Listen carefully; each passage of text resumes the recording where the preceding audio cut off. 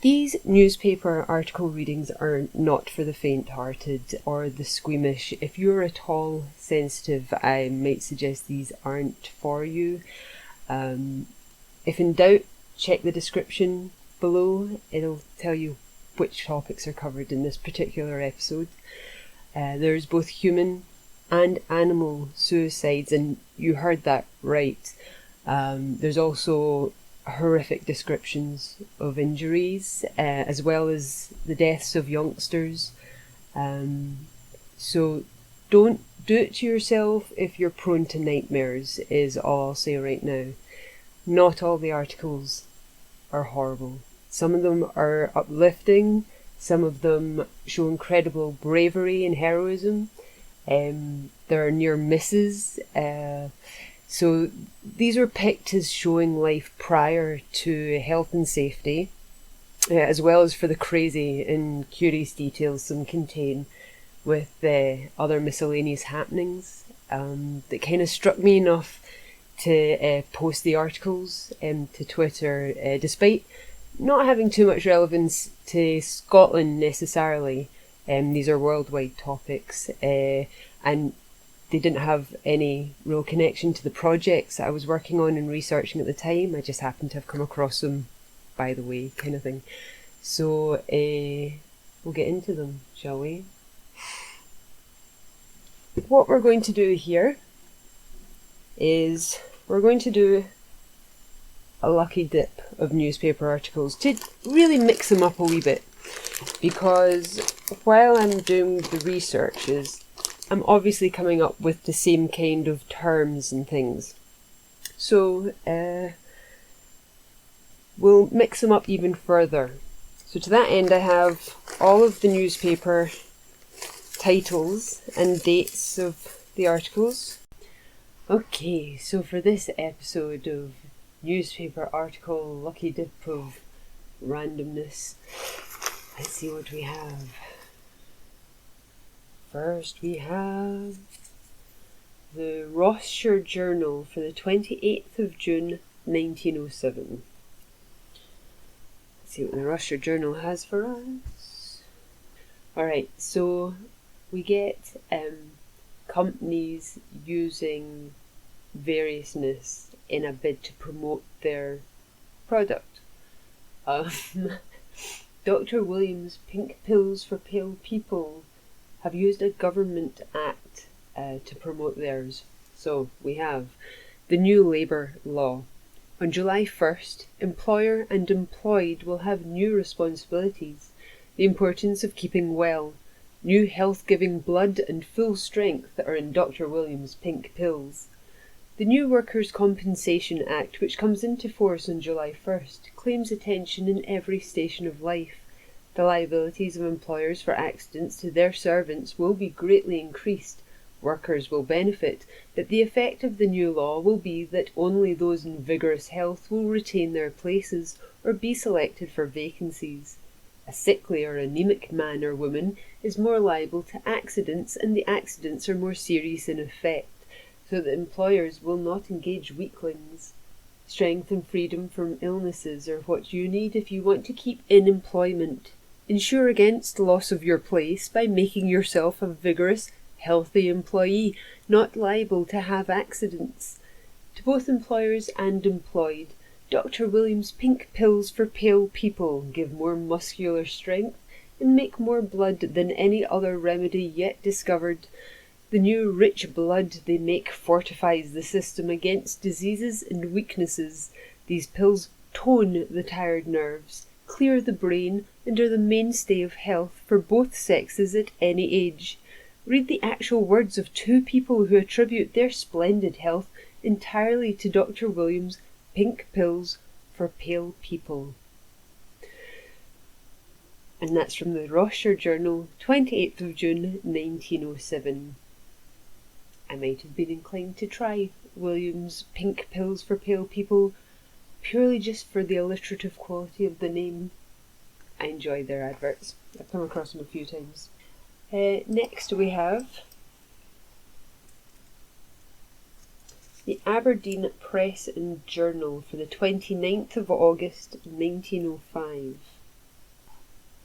Okay, so this is an interesting accident for the Isle of Man. The Douglas Toy Railway, an alarming accident, several passengers injured. A Douglas Isle of Man correspondent reports a serious accident yesterday to a toy railway, causing injury to 10 or 12 passengers. The railway runs for a quarter of a mile along the Growdle Glen near Douglas, and a quarter of a mile in the face of the sea cliff, ending at a gulch, in the bottom of which, 30 feet down, is a deep sea pool, in which there are performing sea lions. The gauge of the railway is 2 feet, and the engines are the size of a shire horse. The cars are what is known as toast racks, each carrying 10 people, 2 on each seat. At 11 o'clock yesterday morning, a train of 4 fully occupied cars was approaching the glen, and the speed, instead of diminishing, became accelerated. This frightened a number of passengers, many of whom jumped off and escaped with little injury. With continuously increasing speed, the engine dashed into the solid masonry buffers, several times its own bulk, built on the steep slope of the gulch. The shock had damaged the engine and cars, and some 10 or 12 of the passengers were injured. Doctors and nurses were called and attended the injured, who were subsequently removed to their lodgings in carriages. All the injured were visitors, but the officials refused to give their names.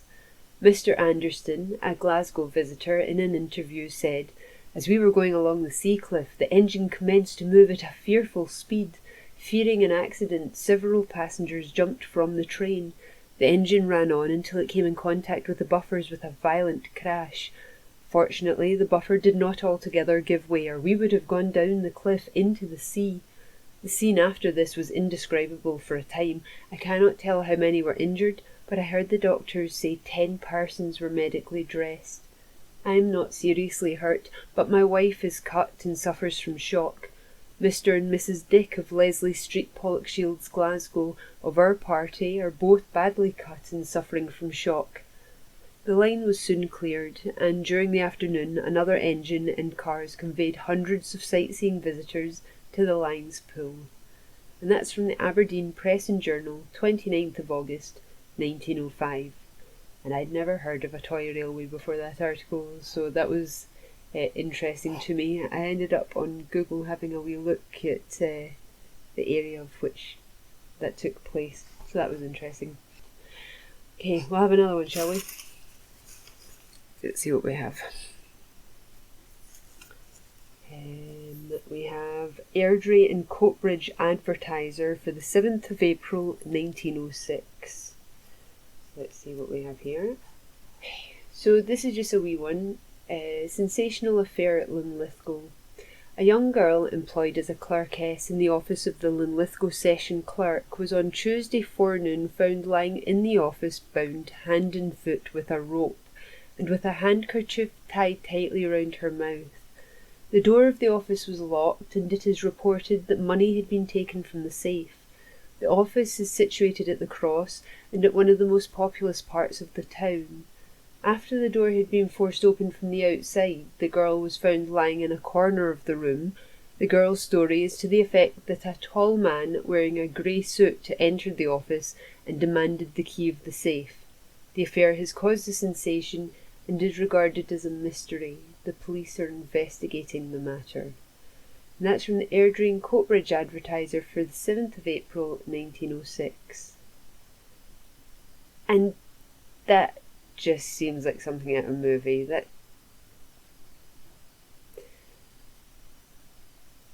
if I came across that scene, my first instinct would be that it was staged. But maybe just because we've seen so many films with the person all tied up with rope and a handkerchief, and I don't know. I mean, 1906, cinema was at an early stage in 1906, so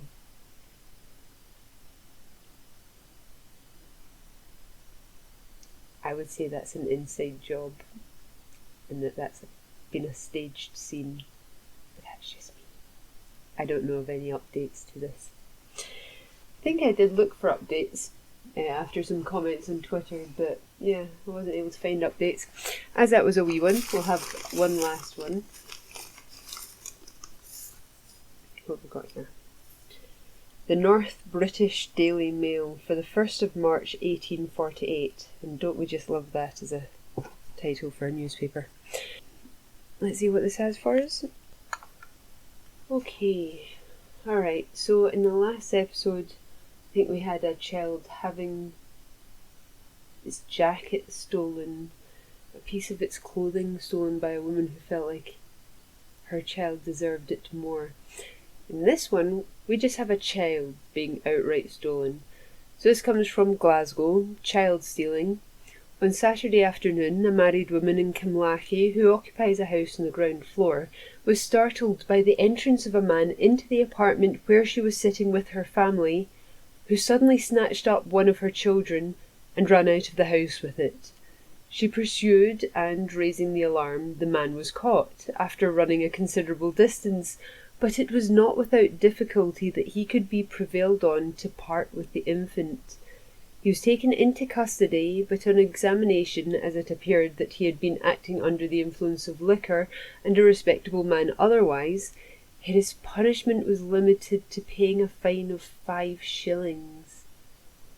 That's from the North British Daily Mail for the 1st of March 1848. So, purely based on his appearance and the fact that he might have been under the influence of liquor at the time, outright just breaking into someone's house while they're there and up and awake to see you just walk into their house, picking up one of their children and running off with it, and then refusing to part with that child.